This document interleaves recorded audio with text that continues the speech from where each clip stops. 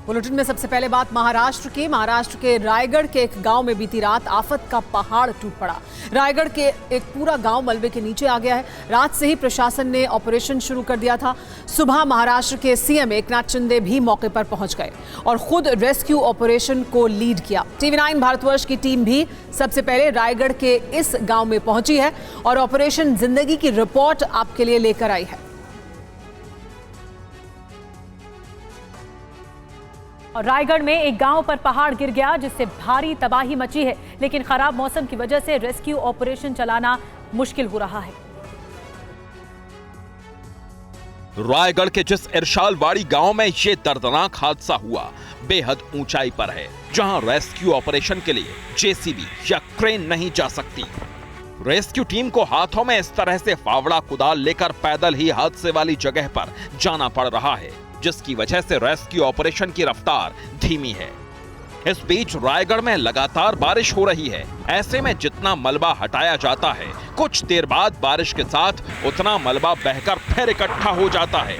प्रशासन के सामने चुनौती ये है कि किसी भी तरह की मशीनरी को वो चाहे जेसीबी हो, क्रेन हो, उसको लेकर जा नहीं सकते हैं। स्थानीय लोगों की मदद ली जा रही है। फावड़े कुदाल के जरिए जो है मिट्टी को हटाया जा रहा है। हादसा कल आधी रात में हुआ था। हादसे वाली जगह तक पहुंचना मुश्किल था, जिसकी वजह से घटना स्थल पर पहुंचे सीएम शिंदे ने मलबा हटाने के लिए हेलीकॉप्टर से मशीनों को घटना स्थल पर पहुंचाने का निर्देश दिया, लेकिन खराब मौसम की वजह से हेलीकॉप्टर उड़ान नहीं भर पा रहे हैं। सीएम ने अस्पताल पहुंचकर पीड़ित परिवारों से मुलाकात की। मृतकों के परिवारों को 5 लाख की मदद का ऐलान किया गया है।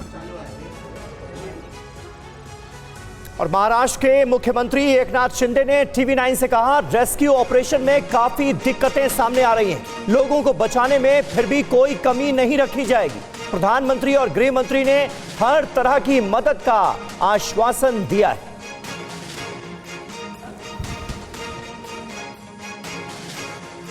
मुख्यमंत्री एकनाथ शिंदे हमारे साथ में हैं। बात करते हैं। शिंदे साहब, किस तरह से ऑपरेशन चल रहा है, दिक्कतें क्या हो रही है? बहुत दिक्कत, बचाव कार्य कर रहे हैं।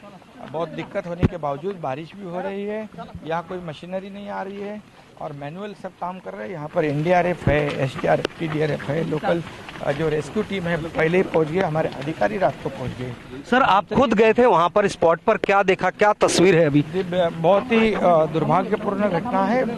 मलबा है और उसको मैनुअली निकालने का काम हमारी टीम, पूरी रेस्क्यू टीम कर रही है। उनको सही माने में इतने बचाव कार्य में बहुत कठिनाई आ रही है। बारिश लगातार हो रही है और इसलिए मैं उनको धन्यवाद दूंगा। उनको सैल्यूट करना चाहिए जो ऐसे हालात में जो वहाँ पर काम कर रहे हैं। बिल्कुल, हमने देखा कि आपने हेलीकॉप्टर तक की व्यवस्था करने की बात कही थी, लेकिन मौसम की वजह से हेलीकॉप्टर की भी व्यवस्था नहीं हो पाई। गृह मंत्री अमित शाह जी ने उसकी भी व्यवस्था की थी।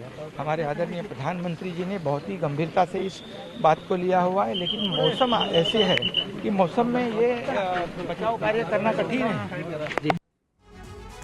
रायगढ़ में जहां हादसा हुआ है वहां TV9 संवाददाता राजीव सिंह पहुंचे हैं। देखिए एक्सक्लूसिव रिपोर्ट।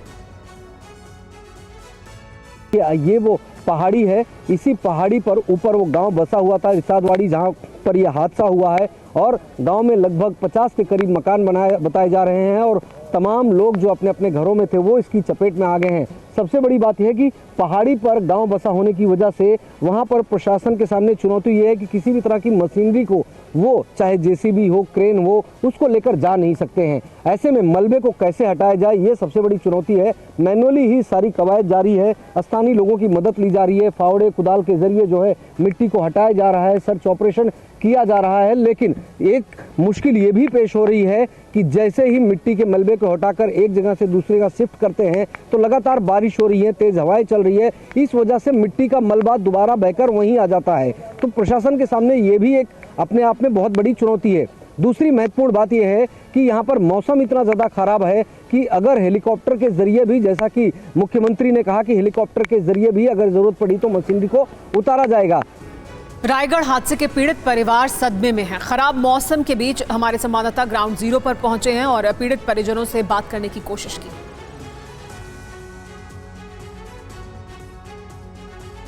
जो लोग मलबे में फंसे हैं या दबे हैं, उनके परिजनों का रो रो कर बुरा हाल है। तस्वीरें आपको दिखाते हैं। आप देखिए यहाँ पर किस तरह से जो परिजन हैं वो रो रहे हैं। एक महिला आप देखिए यहाँ पर अकेले खड़ी हैं उनके परिवार के 2 बच्चे भी यहाँ पर साथ में हैं और रो रो कर महिला का बहुत बुरा हाल है। आपके घर का कौन सदस्य जो है वहाँ पर मलबे में फंसा है, कौन है? पूरा परिवार है, पूरा परिवार फंसा हुआ है दलदल में।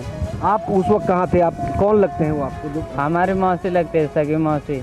मौसी का परिवार है, कौन कौन था परिवार में? परिवार में उनका पति था, उनका बेटा बेटी, उनकी बहू और 2 बच्चे थे उनके। तो अभी तक कुछ पता चला है? आप लोग ऊपर गए थे, क्या सिचुएशन है? 3 लोग निकल गए, काका और मौसी निकल गए और वो छोटा बच्चा वो निकल गया है। अभी तक 4 लोग अंदर ही फंसे हुए दलदल में। आप लोग ऊपर गए थे, ऊपर आपने देखा किस तरह से कामकाज हो रहा है? ऊपर वहाँ से कोशिश कर रहे हैं लोगों को निकालने की? हाँ, निकालने की कोशिश कर रहे हो, पर क्या पता जिंदा हो गए कि नहीं, मालूम नहीं।